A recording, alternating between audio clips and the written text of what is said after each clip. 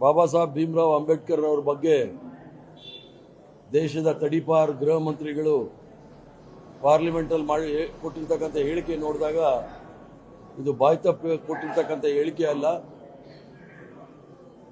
ರಾಷ್ಟ್ರೀಯ ಸ್ವಯಂ ಸೇವಕ ಸಂಘ 2025ನೇ ಇಸ್ವಿಗೆ 100 ವರ್ಷ ಪೂರ್ಣ ಮಾಡುತ್ತೆ.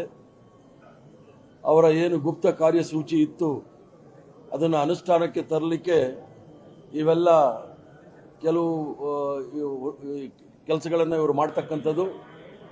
ಆದ್ದರಿಂದ ಅವರ ಸರ್ವೋಚ್ಚ ನಾಯಕರಾಗಿರ್ತಕ್ಕಂಥ ಗೋಲ್ವರ್ಕರ್ ಅವರು ಏನು 75 ವರ್ಷದಿಂದ ಹೇಳಿದರು, ಅವರು ಹೇಳಿದ್ದನ್ನು ಹೇಳ್ತಾ ಇದ್ದೀನಿ. ನಾವು ಯಾರು ಇಂಗ್ಲಿಷರ ಗುಲಾಮಗಿರಿ ಮಾಡಲು ಜೀವನ ಪರ್ಯಂತ ಸಿದ್ಧವಿದ್ದೇವೆ.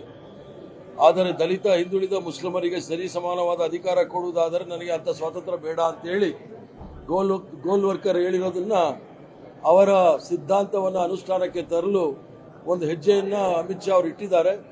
ಅದನ್ನು ಒಂದು ಪ್ರಾಯೋಗಿಕವಾಗಿ ಈ ಒಂದು ಹೇಳಿಕೆಯನ್ನು ಕೊಟ್ಟು ಯಾವ ರೀತಿ ಜನಸಾಮಾನ್ಯರ ರಿಯಾಕ್ಷನ್ ಬರುತ್ತೆ ಅಂತ ನೋಡಿ ಮುಂದಿನ ಹೆಜ್ಜೆ ಇಡಲಿಕ್ಕೆ ಪ್ರಯತ್ನ ಮಾಡಿದ್ದಾರೆ.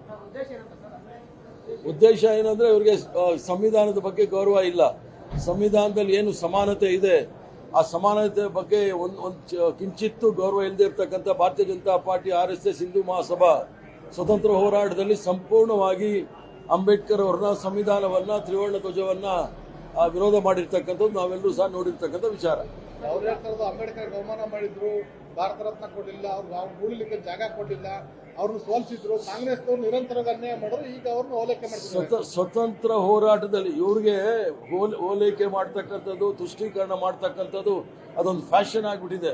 ಸ್ವತಂತ್ರ ಹೋರಾಟದಲ್ಲಿ ರಿಪಬ್ಲಿಕನ್ ಪಾರ್ಟಿ ಆಫ್ ಇಂಡಿಯಾ ಅಂತೇಳಿ ಅವ್ರದೇ ಆದ ರಾಜಕೀಯ ಪಕ್ಷ ಇತ್ತು. ಅವ್ರು ಚುನಾವಣೆ ನಿಂತಾಗ ಕಾಂಗ್ರೆಸ್ ಪಕ್ಷದವರು ಸಹ ಅಭ್ಯರ್ಥಿಗಳನ್ನ ಹಾಕಿದ್ರು.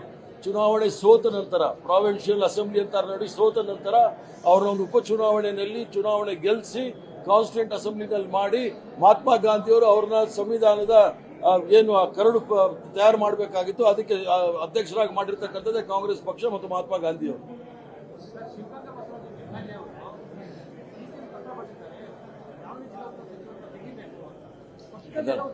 ಎಲ್ಲ ಸರ್ಕಾರದಲ್ಲಿ ಕೇಳಿ ಬೇರೆ ಅಷ್ಟೇ ಅಲ್ಲ. ಸಚಿವರುಗಳು ಇನ್ಕಾಂಪಿಟೆಂಟ್ ಸರ್. ಯಾಕಂದ್ರೆ ಹಿಂದೆನೂ ಸಹ ಚರ್ಚೆ ಆಗಿತ್ತು. ಬೇರೆ ಬೇರೆ ಸಂದರ್ಭದಲ್ಲಿ ಸಚಿವರುಗಳು ಶಾಸಕರ ಬಗ್ಗೆ ಗಮನ ಹರಿಸೋದಿಲ್ಲ, ಬೇರೆ ಬೇರೆ ಚುನಾವಣೆ ಹೊಂದಾಣಿಕೆ ಮಾಡಿಕೊಂಡು ಅದನ್ನ ಮುಖ್ಯಮಂತ್ರಿಗಳನ್ನ ಮತ್ತು PCC ಅಧ್ಯಕ್ಷರನ್ನ ಮಂತ್ರಿಗಳನ್ನ ಕೇಳಿದ್ರೆ ಉತ್ತರ ಬರುತ್ತೆ. ಹಿರಿಯ ಇಲ್ಲ ಇಲ್ಲ, ನಾವೇನಿದ್ರು ಪಕ್ಷದ ಸಿದ್ಧಾಂತ, ಪಕ್ಷದ ಬಗ್ಗೆ ಮಾತಾಡ್ತೀವಿ ವಿನಃ ಸರ್ಕಾರ ಬಿಟ್ಟು ಸೇರಿರ್ತಕ್ಕಂಥ ಅವ್ರಿಗೆ ಅದು ಬೇರೆ.